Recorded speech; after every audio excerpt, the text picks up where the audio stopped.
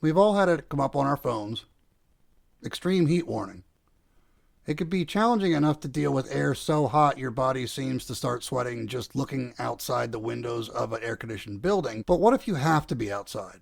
What if you're stuck in a place like work, school, or at an event where you're at the mercy of the decision and planning of others for your own health and well-being?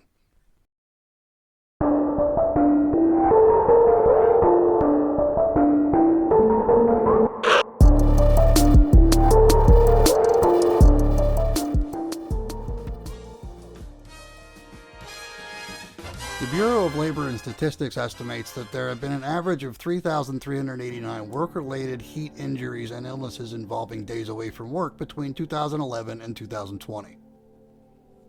Heat, or more accurately, environmental temperature-related safety has been a bit of a touchstone over the past few years, and it can be difficult to make sense of it all as both employer and worker. There certainly are issues with cold temperatures too, but I'll cover that in another video.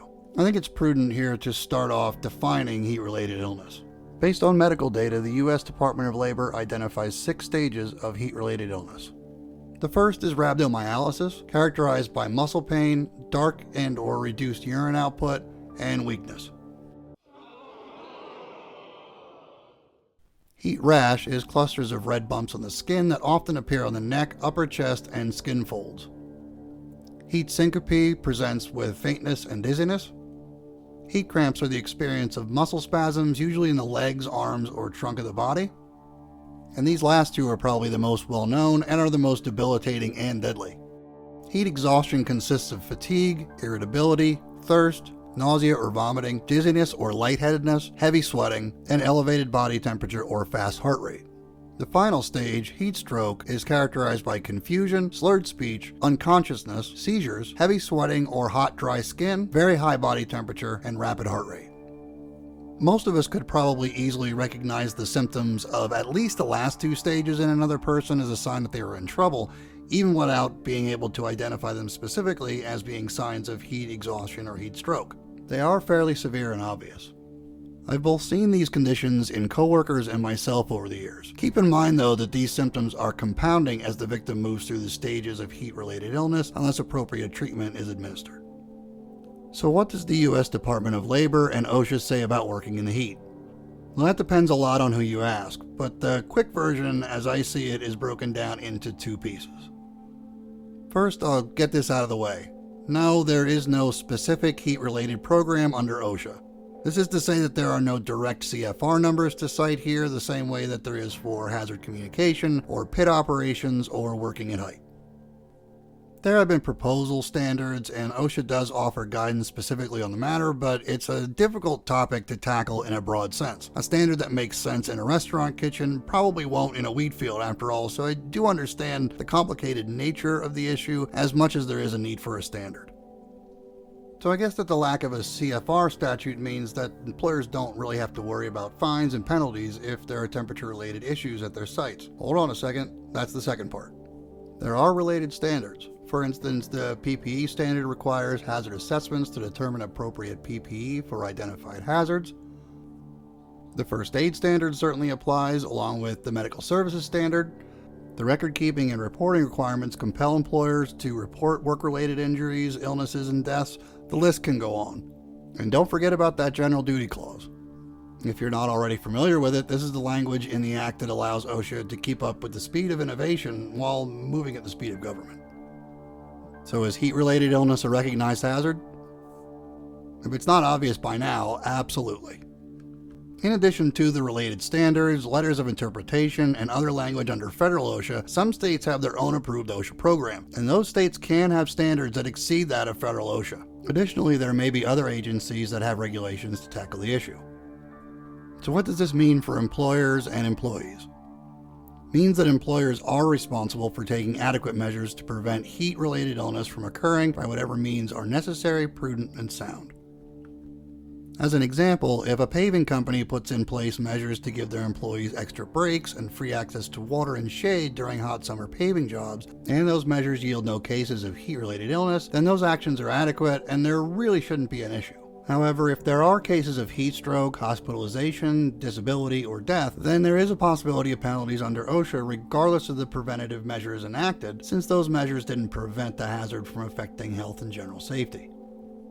For the purposes of this video, a helpful way to look at OSHA is its regulations tell you what you need to do, not necessarily how to do it, and that does make some sense. As I see it, OSHA provides regulation while affording the freedom for employers to decide what works best for their businesses or industry. Just remember that general duty clause. That's the essence of OSHA and, by law, a sort of creed that all employers are required to follow. It can be likened to the Hippocratic Oath in medicine, the crux of which is first do no harm. I've asked a few times in other videos on the channel, was it worth it? If you've never experienced a severe injury or illness at work, either with yourself or another, it's really fascinating how quickly the immediacy and importance of the tasks at hand fall away while waiting for emergency medical services and watching somebody suffer. And this is no less true with relation to heat-related illness. These issues definitely go underreported and undertreated. Think back on times when you knew you were starting down the road of the 5 stages previously highlighted. How many times did you brush it off and continue working? I know I've made it to the beginning stages of heat stroke a few times in my life and I haven't said anything. A construction worker died after pouring concrete in 95-degree heat. He worked in direct sunlight, came home exhausted, and skipped dinner before going to bed. He died before he could be treated for heat stroke. In 2013, a construction worker collapsed on the job due to heat stroke after neglecting to hydrate properly at 105-degree heat with a heat index of 112. A delivery driver developed heat cramps and heat exhaustion after a sudden heat wave and was hospitalized for 2 days with acute kidney failure.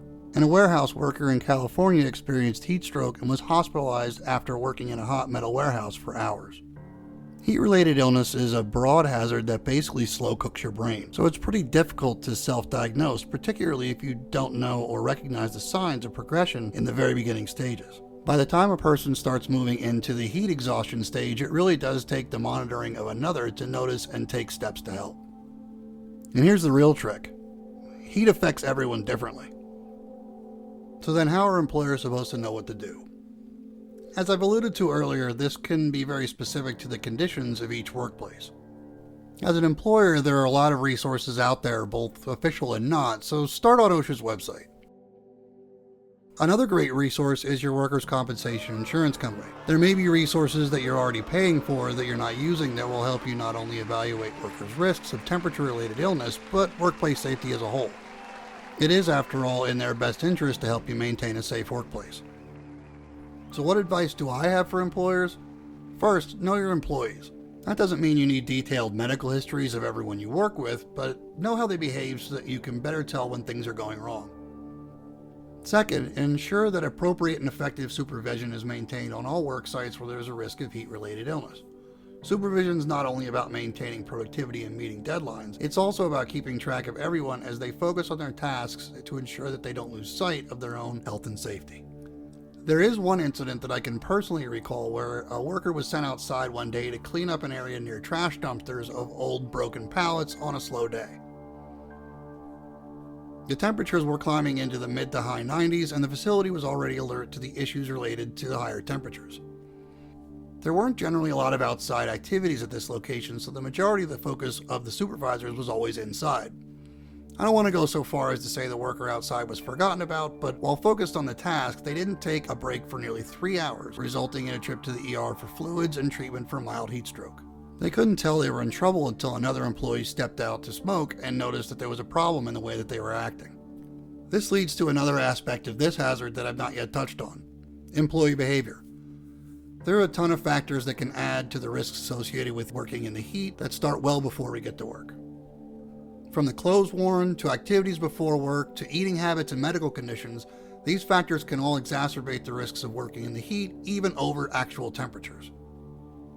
How many of these do you see at the job site before the start of a shift? And how many times have we said something like, "Suck it up, buttercup," "stand in the pain," or "just get it done" to a coworker? As with a lot of safety topics, there is a 50-50 spread between employee and employer responsibilities when it comes to safety. And I've said it in other videos on the channel and an awful lot in real life. An organization's culture is determined by what employees learn on the job, much more than what they hear in a training session or a toolbox talk. That means it's on everyone watching to help change how we treat heat-related illnesses at work. We're the ones setting the examples now. There's something about workplace safety that has always fascinated me that I think is particularly pertinent to this topic. Just because we had to suck it up doesn't mean that was the best thing for us, and just because we may be quote-unquote initiated doesn't mean we have to visit that on others. Shouldn't we be trying to make things better? I'm going to switch gears here as I wind up this video and offer an alternative scenario. On June 23, 2025, the Korean pop group Stray Kids performed for a crowd capacity of 41,000 in Washington, D.C.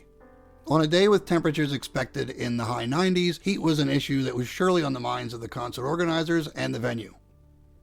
As the event continued that day, heat became a critical issue as fans began to show signs of illness that eventually hospitalized 6 and facilitated the need to activate the mass casualty task force to handle the myriad of people, mostly teens and tweens, suffering from the effects of the weather that day.